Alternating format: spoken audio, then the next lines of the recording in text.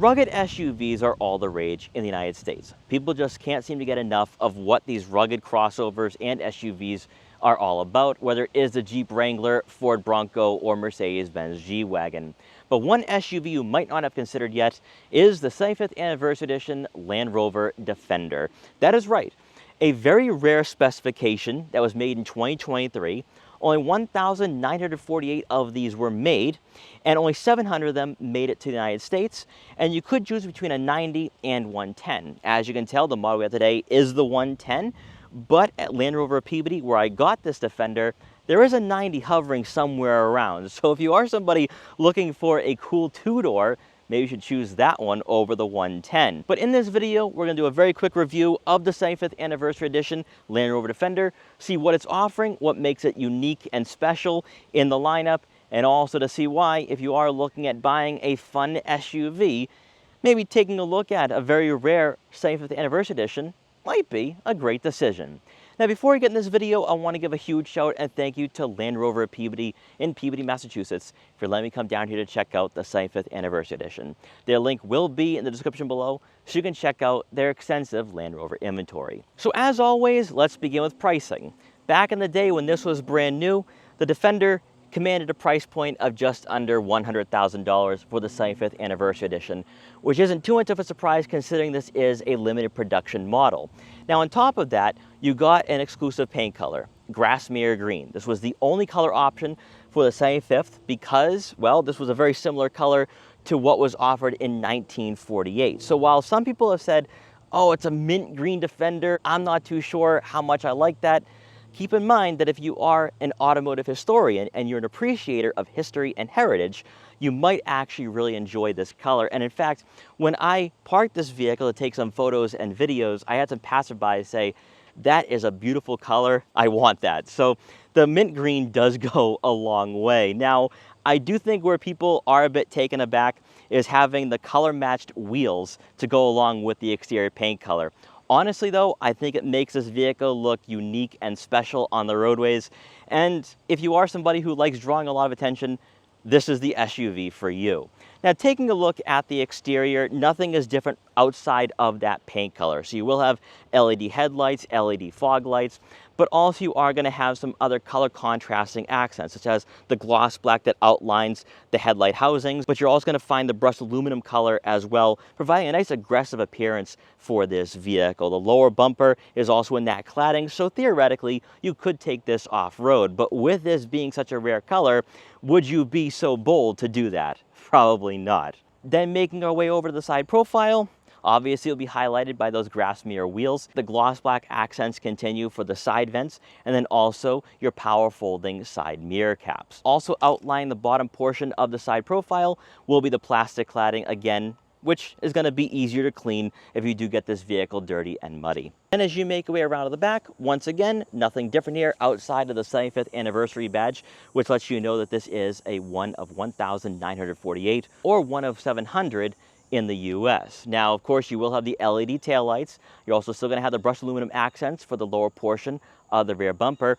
And better yet, if you do encounter a flat on your road trips or travels, your spare tire is also in Grasmere Green. So this definitely draws a lot of attention, but also I think it goes really well with an SUV of this shape and size. Then, of course, tucked beneath the bumper will be your dual exhaust outlets, letting you know this is the inline six. Since we're taking a look at the rear fascia, might as well open up the cargo area and see what's inside. Since I am running short on time, all my camera gear is back here, but behind the second row seats, you will have right around 34 cubic feet of room, which would be on par with its closest rivals. Obviously, this will be the better choice over the 90 if you do have a family. Now, as you can tell, you can store a lot of items back here, which is why the Defender is perfect for anybody who does have an active lifestyle, or you're just somebody looking to draw a lot of attention, but you also want that practicality as well. When the second row seats are folded, you'll have right around 78 cubic feet of room, again, falling in line with a lot of its closest rivals in this price range and market. Better yet, you will have the skylights in the back, again, a feature that we typically find in Defenders, and it's a nice touch, giving you some natural light for the second row. Then stepping inside the 75th Anniversary Edition, the Grasmere Green makes its way on the dashboard and door panels, which is a nice touch for this model. Again, lets you know that it is a rare model. But you are also greeted by a lot of technology and creature comforts, as you would expect for an SUV that comes in just under $100,000. So up front, both the driver and passenger will have power adjustable heated and ventilated leather seats. And on top of that, both sides will have memory seat functionality, and the steering wheel is power adjustable as well. Very nice. Then in front of you, you will have a head-up display giving you traffic sign recognition and a digital speedometer. Also let you know what gear you're in, so that's pretty cool. So that way you don't have to look down at the digital gauge cluster, but if you do want to look down at those gauges, nice full digital display here. You can customize what you see from this screen by using the buttons on the left side of the steering wheel. And you can customize the layout, showcasing the navigation map. You can also showcase your driver assistance features. And as I said before with other Land Rover products, this is very much on par with other vehicles in this market that you're going to find from Audi, BMW, and Mercedes-Benz. And really, for Jaguar and Land Rover, their technology is very competitive at this price point and in its segment. Then taking a look at the touchscreen, this is Land Rover's new Pivot Pro user interface. But better yet, unlike what you're going to find in the Range Rover Sport, and also, as we recently checked out, the Range Rover Evoque, you are going to have physical buttons and dials for your dual zone climate control, your fan speed, fan direction, your AC, but also your auto start stop button and other controls that pertain to this vehicle, such as your traction control and even your off-road mode. So this is actually going to be a great setup for someone who wants more of a traditional layout. And also, if you do have the money to spend at around $100,000 or wherever the 75th anniversary edition is going to land on the used market, you'll be able to have that nice layout that you want to have while still getting the same technology found in the Range Rover Sport. But with this screen, it is very easy to use in my opinion. Nice tablet-like touchscreen. You are going to have quick access icons on both sides of the screen to get your navigation, your Bluetooth, your radio, and then also your camera systems. So with the 75th anniversary edition, you will have a 3D camera giving you a variety of angles to choose from, but also a 360-degree view as well. So you will have front and rear backup cameras with trajectory and also side views helping you not scrape those Grasmere Green wheels. You also have off-road camera modes as well. So this vehicle is designed for any type of element or situation you are going to throw at it.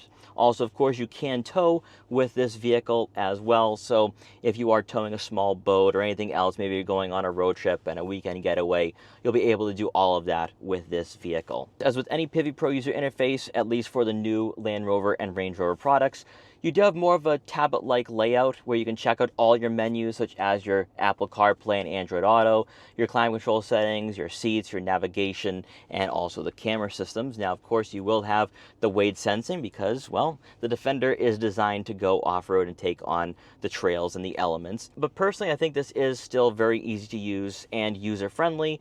And yeah, if you are new to technology, this will take some time to get used to. I like the way that it responds, the resolution is high quality, and I do think that this is on par with what we see from Audi, BMW, and Mercedes-Benz. And then as we return to the center console, you will have this button layout here for your dual zone climate control, also your heated and ventilated seats, so everything is within arm's reach of the driver and front passenger.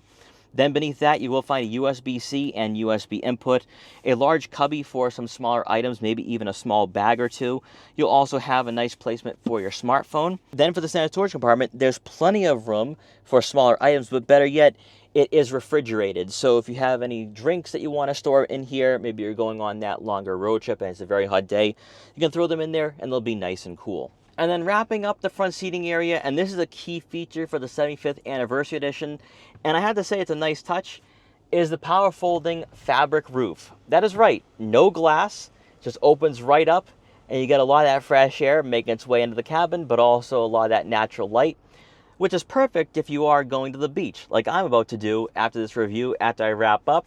I would love to take this to the beach today, but really, that's a cool feature to have, and I have not come across a Defender with that, so I think that's really unique and pretty cool. Now for passengers in the second row, obviously in regards to interior dimensions and just the overall practicality, you can easily squeeze in 3 people in the second row that are average size adults, because For taller passengers around the height of 6 feet tall, they will not be hitting their head on the headliner in the Defender, obviously with it being a boxier-shaped vehicle. But also, in regards to legroom and shoulder room, plenty of that as well. And the legroom is on par with a lot of vehicles in this market. So if you're looking for a more luxurious alternative to a Ford Bronco or a Jeep Wrangler, this would be the ultimate choice. In regards to the creature comforts though, you do get 2 center mounted air vents, dual zone climate control back here, that's pretty cool, and then also heated outboard seats. You'll also have 2 USB inputs, and to round out the second row seating area, you do get a center armrest with 2 cup holders. Powering the 75th Anniversary Edition Defender will be an inline 6-cylinder engine that's turbocharged and supercharged, producing 395 horsepower and 406 pound-feet of torque. As always, it is paired with an 8-speed automatic transmission, and you will receive a 48-volt mild hybrid system. So you're going to have a very smooth driving experience with this powertrain. Now, obviously, it's not going to have the grunt and muscle of the V8, and it's not going to feel lethargic like the 4-cylinder Defender. Better yet, this powertrain doesn't make a lot of noise, so you're not going to have the droning, you're not going to have much of that engine note make its way into the cabin, especially when you are cruising on some back roads such as this. Obviously, like every other Defender, it does feel rather wide on the roadways, and with that you can have plenty of shoulder room up front, but also when you are cornering, you might want to take it a little easy the first time you get behind the wheel of this SUV.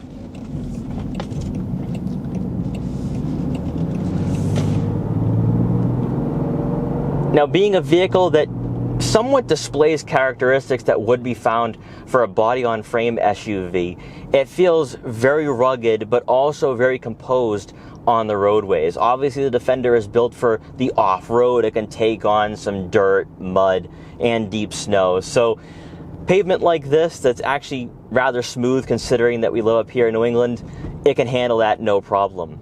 And heading into the corners with the Defender, you are going to have some lighter steering here, but very direct.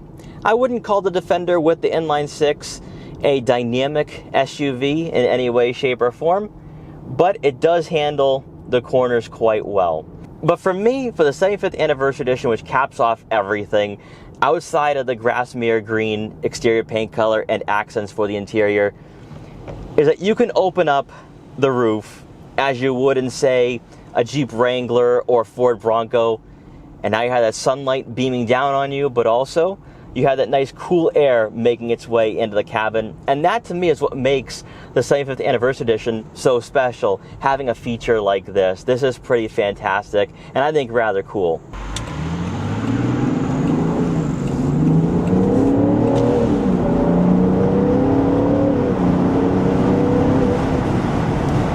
Obviously nothing like the V8 Defender that I had featured last year, but you do get a good amount of power off the line. You can pass lower drivers no problem and merge onto highways very safely. So if you are looking for a unique SUV in this segment, but also a unique Defender, going with the 75th might be a great choice. So guys, I hope you enjoyed this quick walkthrough for the 75th Anniversary Edition Land Rover Defender. If you did, please like, comment, share, and subscribe for more, and I will see you guys next time.